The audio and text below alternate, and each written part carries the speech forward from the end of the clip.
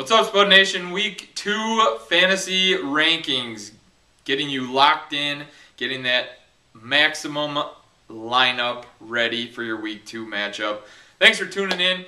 Guys, you know how to get at me. Craig at thesportscouch.com is the email address. I answer all questions. Hit me up on the YouTube channel. I answer questions on there. Facebook page, The Sports Couch. Twitter handle at The Sports Couch. Those are all the avenues to get at me. I answer questions when you ask them. So here we go. Week 1 takeaways. Holy man. A Thomas in Denver goes crazy. A Ryan in Atlanta throwing the ball all over the yard. And a guy named Hearns lighting the world on fire at receiver. A lot of crazy stuff took place in week 1. It's a great time of year, guys. It's going to be fantastic week 2. Let's not let it slip by. Here we go. Quarterbacks. Peyton Manning, number 1, obviously. The man does nothing but score you points. You took him in one of your early rounds, probably the first round, and you start him on a weekly basis. Andrew Luck, number 2. The kid is legit. Year 3 quarterback. He's got weapons, and he is not afraid to just fling the ball everywhere. He is the real deal. Drew Brees, number 3. Stafford, number 4. Aaron Rodgers, looking for a redemption game. He's ranked number 5. He's not playing Seattle this week. Thank goodness. Rodgers, look for him to be very productive per the Aaron Rodgers in the past. Matt Ryan, there's that Atlanta quarterback that I talked about. Little more difficult matchup this week. Matt Ryan is still a top 10 guy. He's got fantastic weapons and a guy that I would not be shy about starting as your quarterback. Nick Foles, number 7. Colin Kaepernick, number 8. My sleeper surprise quarterback of the week right here coming in at number 9. Jake Locker. I liked him last week. He came through, and I like him this week. He's got a fantastic matchup. We all know his defense is Swiss cheese that he's going against. Look for Jake Locker to do damage both with his legs and his arms. He's got very underrated weapons, and I like Jake Locker a lot. Number 10, look for Cam Newton to start this week, and look for him to be very productive. Cam Newton, he might have a legitimate number 1 weapon in Kelvin Benjamin, and we all know what Cam can do with his legs. Look for Cam to get his season going in great fashion. Just out of the top 10, Jay Cutler, number 11. Very timely mistakes by Mr. Cutler. We're very used to that. He's not the MVP candidate that some people say he is, regardless of the weapons around him. But Cutler has enough weapons to be fantasy relevant. Number 11. Most of you, if you selected him as your quarterback too. So play the matchups. If Jay Cutler comes in ranked higher, then let's say you drafted Russell Wilson as your starter. I like Cutler better this week. Cutler, number 11. Carson Palmer, number 12. Number 13, Andy Dalton. Russell Wilson, number 14. Phillip Rivers, 15. Tom Brady, 16. 17, Ben Roethlisberger. 18, Geno Smith. 19, we are looking at Chad Henne. We talked about his young receivers. Chad Henne has weapons. Finally, Jacksonville started out like a house on fire and they fizzled out quickly.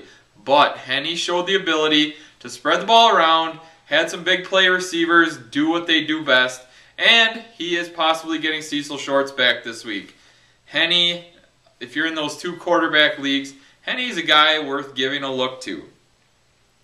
Ryan Fitzpatrick, great matchup this week. Look for Fitz. Well, they're going to hand the ball off to Arian Foster a ton, but he's still got 2 very, very, very capable weapons in DeAndre Hopkins and Andre Johnson. Look for Fitz to throw the ball. Ryan Tannehill, 21. RG3, probably the biggest letdown in my personal drafts. I took RG3 as my quarterback. I loved his weapons. He looks absolutely horrible.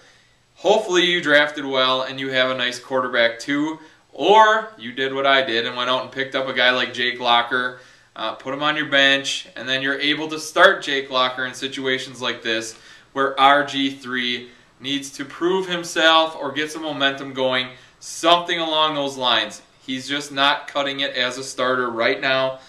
Let him have a good week. Let him fool you into starting him again. So RG3 towards the bottom of my rankings. EJ Manuel, another guy. I feel like he kind of fooled us all a little bit. He probably wasn't in anyone's starting lineups. No one expected much from him, but he played fantastic. Was that just the Bears defense being that poor, or is Manuel ready to take it to the next level? To be determined. I'm not buying it. He's low on my rankings, and I'm staying away. And lastly, Josh McCown.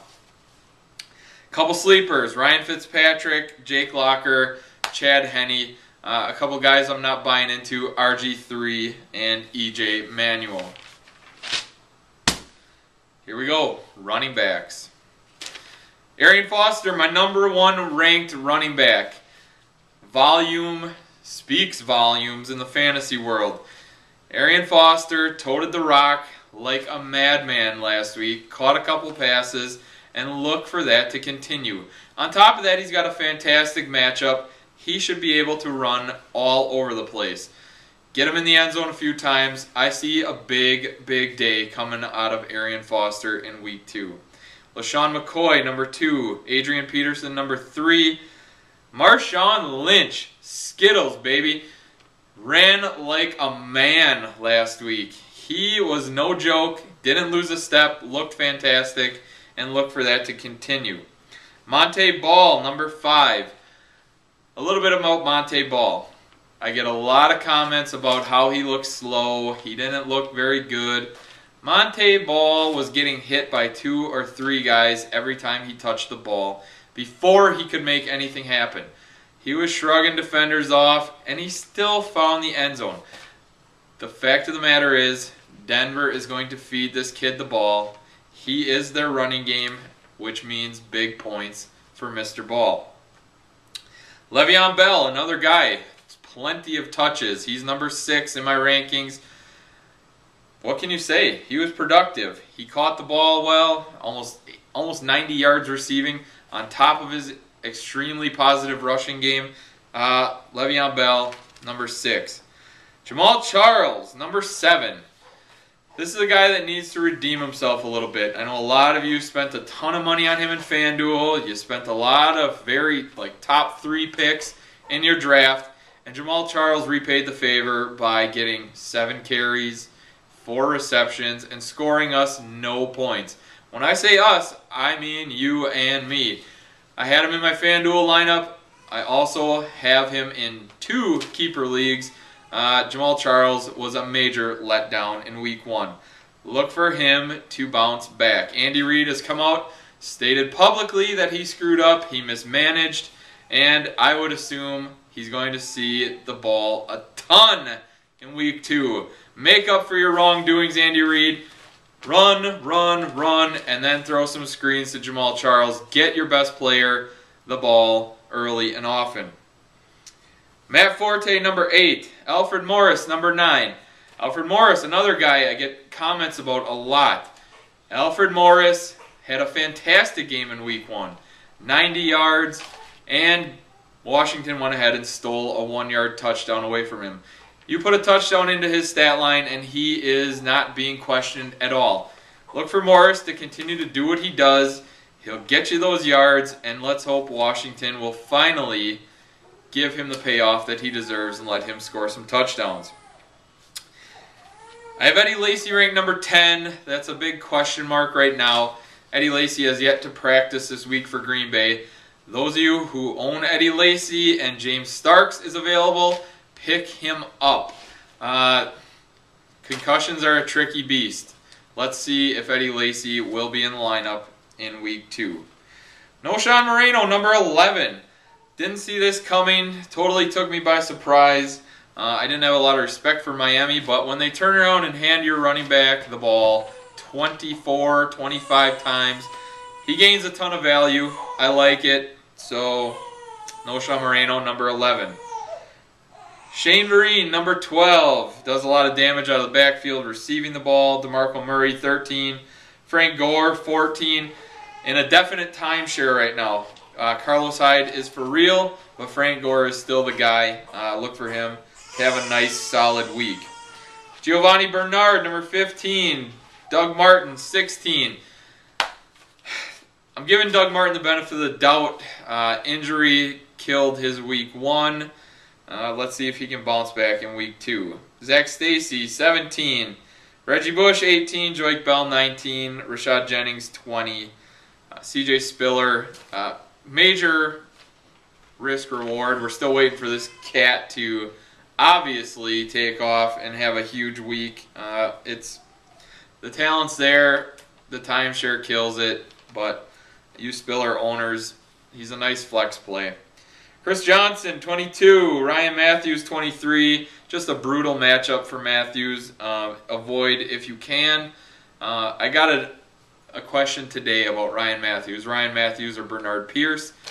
I like Ryan Matthews better in this situation. At least he's the starter. At least he's the guy that will touch the ball the majority of the time. They're talking Justin Forsett being the starter in Baltimore, not Bernard Pierce. So I like a guy like Ryan Matthews in that scenario.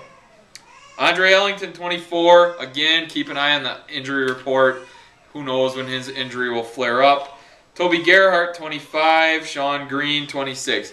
Sean Green is a very sneaky play. He's probably a free agent in the majority of your leagues. He had 70 yards, and he's getting the ball a ton. A lot of carries. If that turns into a short yardage touchdown on top of his bulk carries and yardage, that's a great thing for someone who took a flyer on a guy like Sean Green. Pierre Thomas, 27. Steven Jackson, 28. Steven Jackson looks like he's seen better days. He doesn't look quick.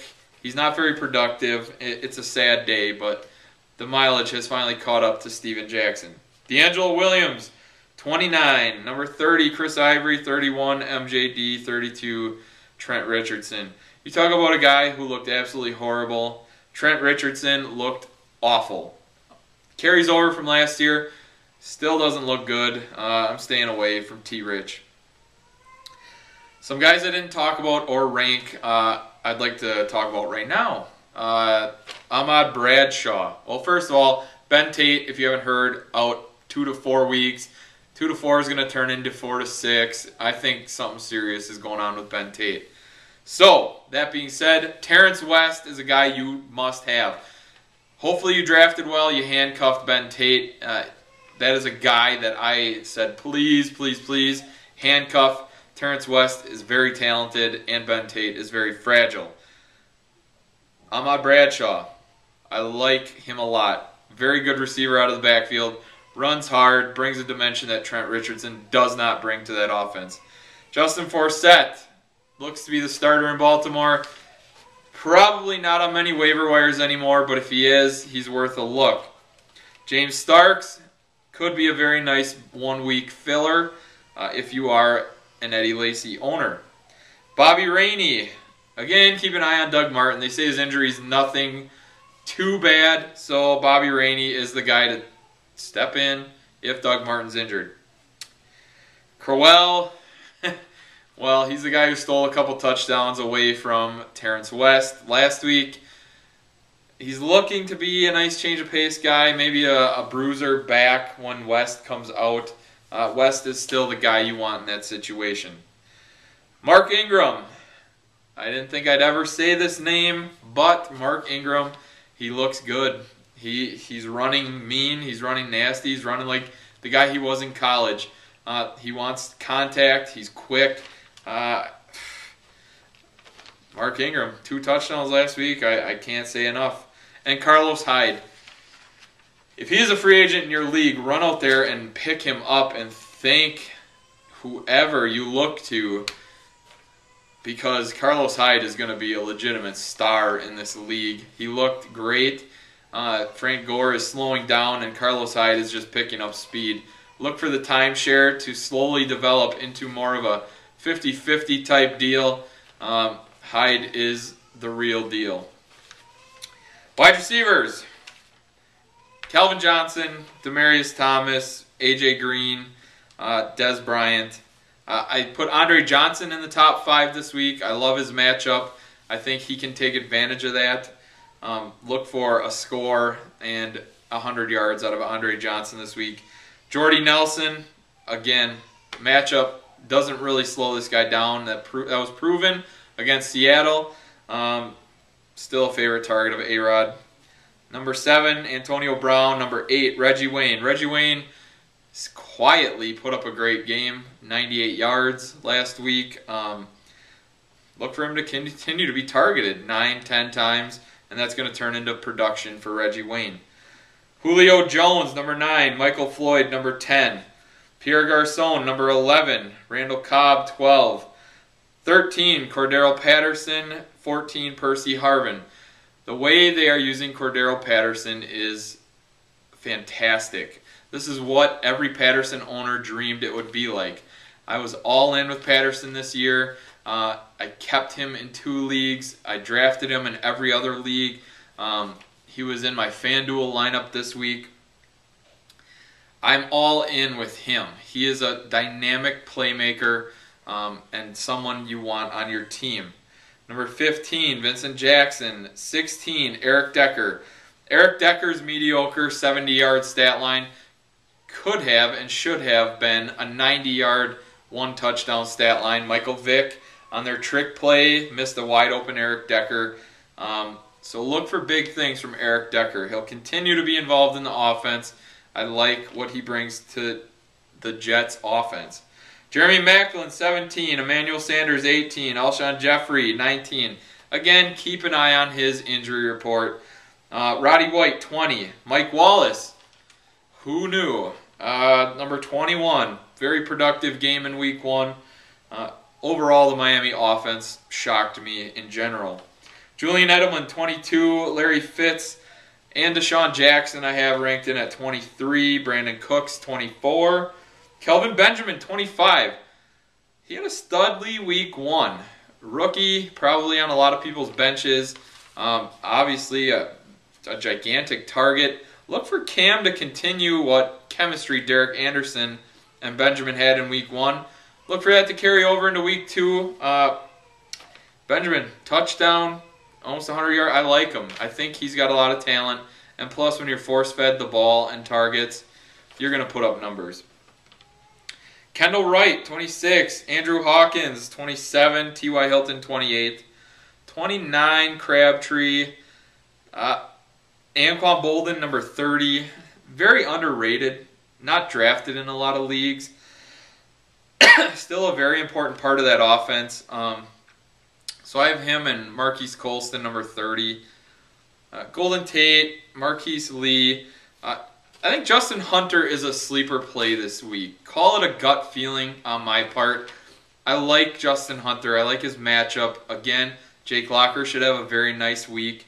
If you're looking for a Hail Mary play, a little more safe than what the Hearns play was last week, I like Justin Hunter. He's capable of huge games, and I just think it's set up to be a very, very big game for Hunter this week.